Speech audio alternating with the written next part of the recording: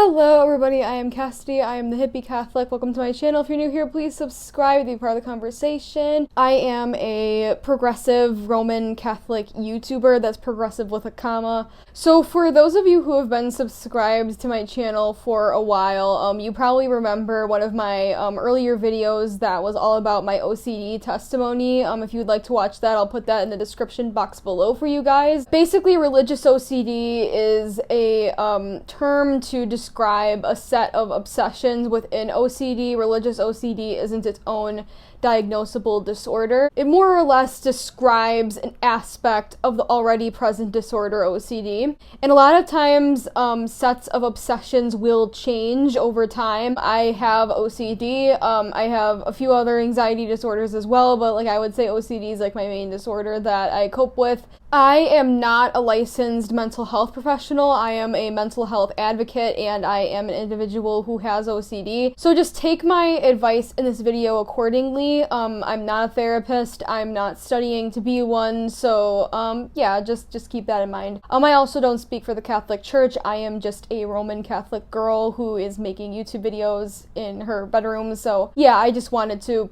put that out there for you guys, Something a lot of people don't know is that non-religious people can have religious obsessions, or a lot of times people who are not religious, their religious OCD symptoms will manifest as kind of obsessing about morality. This can happen with religious individuals as well. This video is directed towards religious people who want to stay religious while living with OCD. There is a thing that has been going around on the internet that if you have OCD, religion isn't good for you, or that you shouldn't be religious if you have religious OCD or OCD. I have even seen people on the internet insinuate that religion is responsible for religious OCD. That's not true. OCD is known as being pretty genetic from everything that I have been informed about it from my therapist and stuff, even though I think the exact cause of it, like many other mental illnesses, is unknown. There's definitely a genetic component to it, so that's different than religion. This advice is geared towards Catholics, but you could use this for really any religion. I want people who have OCD, and particularly people who have religious OCD, to know that it's their choice to be religious or not religious. I don't think that we should be limiting people's options. If people want to be religious, they should be able to be religious.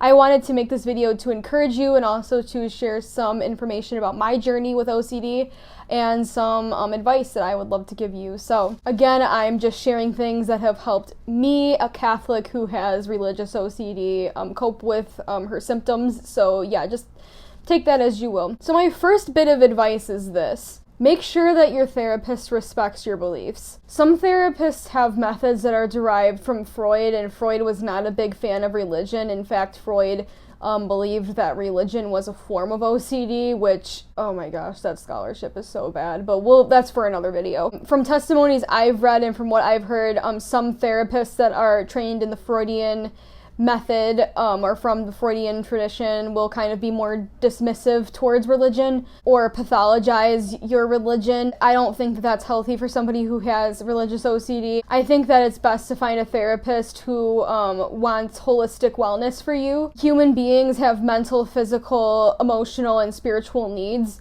Even non-theistic people have a spiritual need, because basically what the spiritual need is within the human psyche is that the spiritual need is what you need that gives you meaning. What gives you meaning in your life?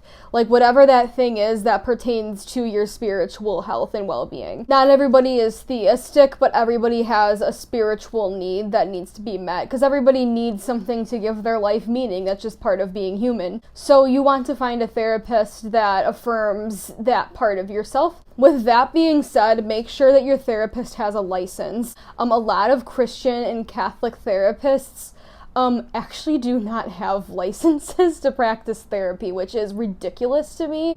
So make sure that your therapist has a license. A red flag I would look out for is be wary of professionals or really anybody who hyperfixates on spiritual warfare or that aspect involving mental health.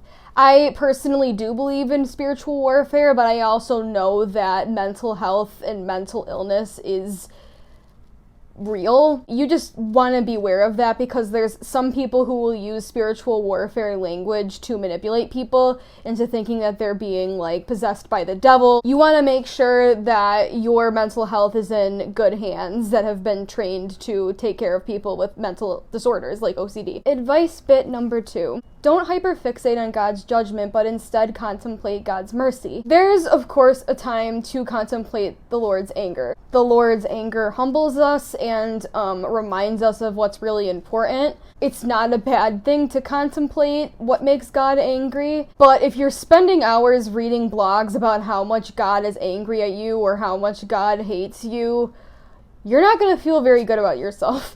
You will also notice, or at least I've noticed this, people's visions of God, or like what they envision God to be, have like a direct impact on like how they view other people.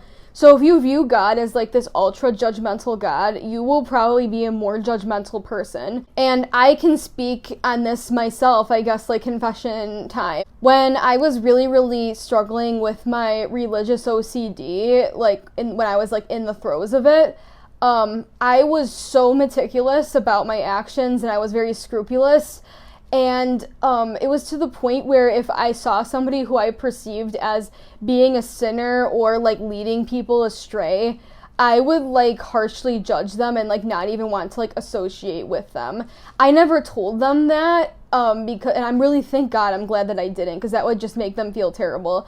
But like it was a thing that I was really judging these people, and I'm really ashamed that I did that, because you know, it's like, I guess it's like, don't judge a book by its cover, you know, and that's all I was doing, was judging a book by its cover. And also, like, sometimes people who are scrupulous will delude themselves into thinking that because they're scrupulous, they don't sin.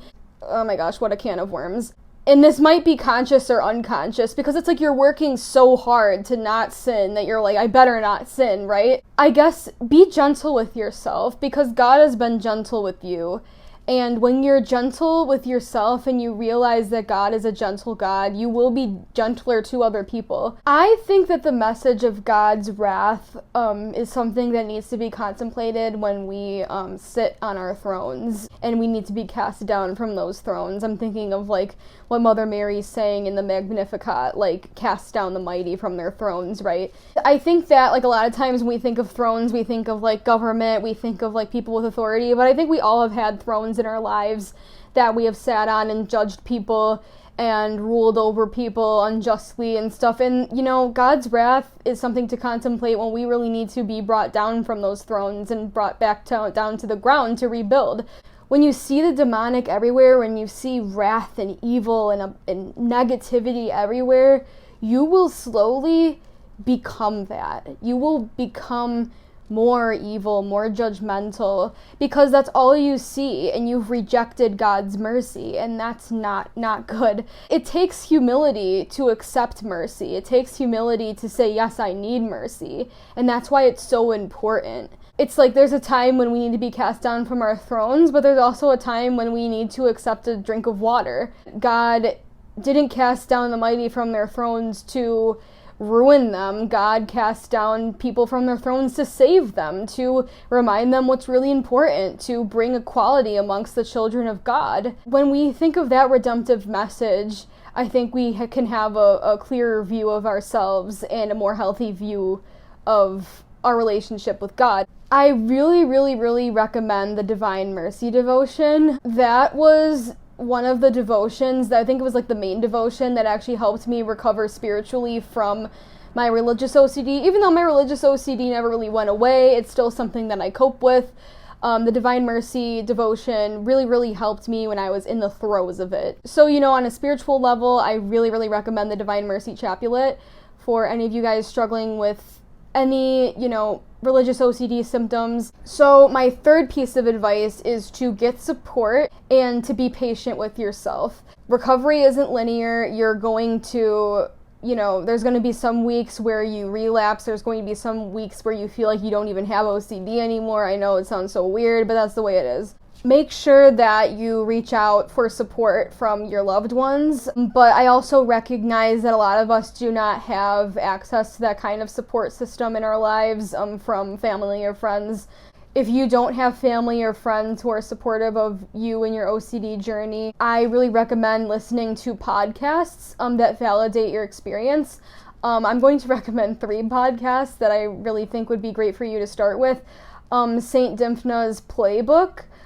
She's like the saint that people pray to for help with mental illness. Like, she's great. The Liturgists and the OCD Stories. Those are like my favorite podcasts for mental health and spirituality and stuff. Start with those podcasts because they really will help make you feel affirmed in your experience with OCD or just any other mental illness that you're experiencing. Piece of advice number 4, be aware that some people will take advantage of you and your scrupulosity. I was fortunate that when I was recovering, I was surrounded by very loving, supportive Catholics who were very merciful and compassionate with me and never exploited me in any way. But this is not the experience of many of us. I don't use this term lightly, the term that I'm about to say.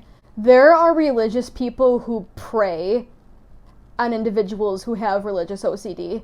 There's been creators and just bloggers that I have followed that have religious OCD that have regurgitated disgusting messages from their manipulators, from the, narcissists behind them pulling the strings. I've heard women regurgitate messages that women cause men to commit sexual violence against them. I've heard people say horrible, horrible things. It all comes back to OCD's desire for control and the belief that everything is your fault and that whenever something bad happens to you, you somehow brought it upon yourself. And that's just so not healthy. I have this bit of advice in here for you guys because I haven't really heard anybody else talk about this, and that really scares me. There are religious people who prey on people with religious OCD because we are very easy to control when we are in episodes. We will believe anything that you tell us to believe if it'll make our fear of hell or damnation or judgment go away. Like, we are just very easy to manipulate in those moments. And it breaks my heart because I see so many people with my disorder getting exploited by people who have authority, spiritual authority over them, and it is just disgusting. If any of you are in that spot, I support you. I am praying for you so fervently. God loves you no matter what anybody is telling you, no matter what you feel about yourself. God loves you, and no spiritual authority figure can take that away from you. Be aware of red flags. One of them that I mentioned earlier was the fixation on spiritual warfare and that the devil's always trying to attack you. And, again, I think spiritual warfare is real, but when you are looking for the devil everywhere, you're not looking at God. I'm praying for you, and just be vigilant. Be an advocate for yourself, always. My 5th piece of advice, cultivate trust. Now, this is the hardest piece of advice, I think, that is in this list, because it's something that I still struggle with, like, always. I probably always will struggle with this. I don't know if I'll ever trust myself totally. Like, I don't know if I'll ever get to that place, but I'm coming to terms with that that's okay and that I don't need to. OCD craves certainty, but certainty is for the foolish, and you are not foolish. The difference between a fundamentalist and a mystic is that a fundamentalist is so convinced of their own righteousness and they are certain that their positions are correct, whereas a mystic can sit with the uncertainty and contemplate what is within God's divine province and what is within humanity's knowledge and what is not. Being a mystic is to sit in uncertainty and to use that uncertainty as an opportunity to contemplate God's mysteries and love and just the complexity of the universe. Uncertainty allows us to explore. This kind of makes me think of something that was in the Chronicles of Narnia that was written by C.S. Lewis, who's like a well-known Christian philosopher. And he wrote about the character Aslan, who represents Jesus in Narnia. He wrote that, like of course Aslan the lion isn't safe. Like, Aslan's the king. He is not safe, but he is good. And I think that that is so profound in so many ways, because God isn't safe. The world isn't safe. But I believe that the world was made to be good and that God is good. And that uncertainty is okay. And of course, I'm not meaning literal physical safety. I'm thinking of just like existential safety, like, oh no, anything can happen to me, because you can't stop things from happening to you. You can only control how you react to them. Again, that's another reason why I really appreciate the Divine Mercy devotion, because the Divine Mercy devotion really encourages people to focus on trusting God. I mean, literally at the end of the prayer, it's like, Jesus, I trust in you. Just that simple, Jesus, I trust in you. Like, how powerful is that? And that's something I always have to, like, reaffirm to myself, like, Jesus, I trust in you. Also, another thing that I like to do when I can't really pray, or if praying is a bit, triggering for me, I'll wear my scapular, because my scapular reminds me that I'm always in prayer, and that prayer is an action, and that I can make my life a prayer. Not all prayer is verbal. Learn to trust God. And when you learn to trust God, you will trust yourself more. My 6th piece of advice is go to confession, but make sure to tell your priest that you have OCD. This is very, very important, because a bad confession can mess up somebody with OCD for years. I have had really, really good experiences with priests when I have said that I have OCD. Because it also just gives them, like, an idea of, like, what they're working with. My guess is that a lot of the things that you're hyperfixating on are not actually sins, but are instead your mental illness symptoms. And a priest can really help you discern that. In my experience, a priest will be able to tell you that if what you're experiencing is a spiritual matter, like a matter of your soul, or if it's something that would be better taken to a therapist. And sometimes they're both. But it's just important to help the priest to kind of discern where you're at. Here's another note that's really, really important. Not everybody is deserving of your trust. There are some priests that violate the seal of confession. This has not happened to me, at least not to my knowledge, but I know some people that this has happened to them, either in the Catholic Church or the Orthodox Church, and that just breaks my heart. If your confessor violates that trust, get another one. If you don't feel safe with a priest, trust your instincts. Always trust your instincts. Go to the authorities, not to the priests, not to the diocese. Go call the authorities if, like, you're being threatened in any sort of way. It's sad that I have to say that, but that's the reality of the world that we're living in, and that's the reality of the state of the church. Your well-being has to be your number one priority, because you can't help anybody if you can't help yourself. In conclusion, remember that you are not your thoughts. You are beloved by God. I'm a mental health advocate. I'm not a licensed therapist or anything, but I'm going to be making more mental health content. I support you in the best way that I can as a creator, and I just really, really am praying for all of you guys and praying for your journey. Recovery isn't linear again, but I believe in you, and it's going to be okay. Thank you so much, guys, for watching. Please consider supporting me on my Patreon account.